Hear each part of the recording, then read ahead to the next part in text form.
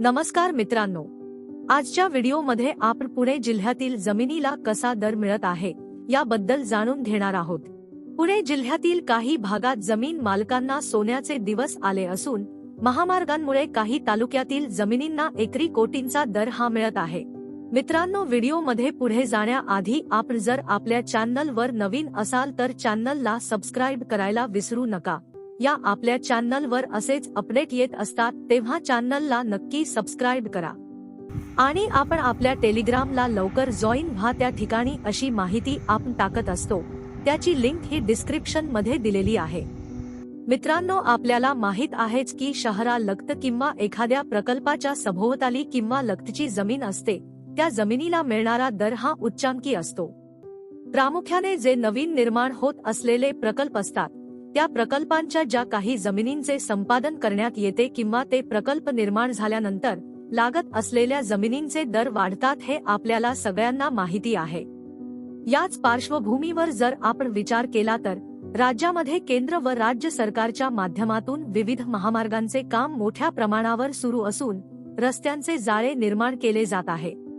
यामध्ये पुणे बेंगलोर व Pune Aurangabad greenfield expressway आणि पुणे शहराच्या सभोवती असणारा पुणे रिंग रोड इत्यादीमुळे पुणे शहराभोवतीचे जे काही तालुके आहेत त्या ठिकाणी असलेल्या जमिनींचे दर वाढले आहेत। या नवीन होणाऱ्या मोठमोठ्या प्रकल्पामुळे आता बागायती तसेच साधारण आणि महामार्गाच्या जवळ असलेल्या जमिनीच्या किमती 10 कोटी पर्यंत गेल्या असल्याचे सांगितले जात आहे। मित्रांनो, यात पुणे जिल्ह्यातील काही तालुक्यातील जमिनीचे भाव हे कोटीच्या घरात गेले आहेत। पुणे जिल्ह्यातील हवेली तालुक्याचा विचार केला तर या ठिकाणी पैसे देऊन देखील जमिनी मिळत असल्याचे सध्या चित्र आहे। सध्या या ठिकाणी पुणे जिल्ह्याच्या विकासाच्या दृष्टिकोनातून अनेक मोठमोठ्या प्रकल्पांचे काम हाती घेण्यात आल्यामुळे लागणाऱ्या जमिनीच्या भूसंपादनासाठी कोट्यावधीची रक्कम शेतकऱ्यांना देण्यात येत आहे। तसेच होऊ घातलेल्या या प्रकल्पांच्या आणि महामार्गाच्या सभोवताली असलेल्या जमिनीचे दर उच्चांकी पातळीवर असून पुणे जिल्ह्यातील खेड तालुक्यात देखील जमिनीच्या दरांमध्ये 15% वाढ झाल्याचे दिसून येत आहे।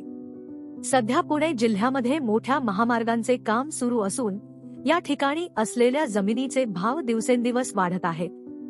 जर आपण पुण्यातील राजगुरू नगर परिसराचा विचार केला तर या परिसरात 3.5 कोटी रुपये इतका एकरी दर होता, तो आता सध्या 4 कोटी पर्यंत पोहोचला आहे। तर राजगुरू नगर प्रमाणे चाकणचा विचार केला तर महामार्गाच्या जवळ असलेल्या जमिनीला 4 कोटीचा दर होता, तर तो आता 5 कोटीच्या आसपास आहे। तसेच इतर बारामती, दौंड तसेच इंदापूर व हवेली सह इतर तालुक्यांचा विचार केला तर या ठिकाणी बागायती जमिनीला 40 लाखापासून ते 1.5 ते 2 कोटी रुपये प्रति एकर दर मिळत आहे।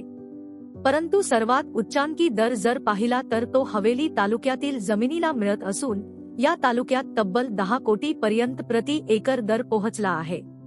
हवेलीच नाही तर खेड, दौंड तसेच जुन्नर व शिरूर तालुक्यामध्ये महामार्ग व मुख्य रस्त्याच्या कडेला असलेल्या जमिनीचे 10 कोटी एकर पर्यंत पोहोचले आहेत। तसेच एखाद्या प्रकल्पासाठी जर जमिनी संपादित केल्या जात असतील तर जमीन मालकाला मिळणारा मोबदला प्रति एकर 4 ते 5 कोटींपेक्षा देखील जास्त असून त्या तुलनेत मात्र वेल्हे, आंबेगाव सारख्या दुर्ग आणि डोंगराळ भागात जमिनीला अपेक्षित असे दर मिळत नसल्याचे चित्र आहे।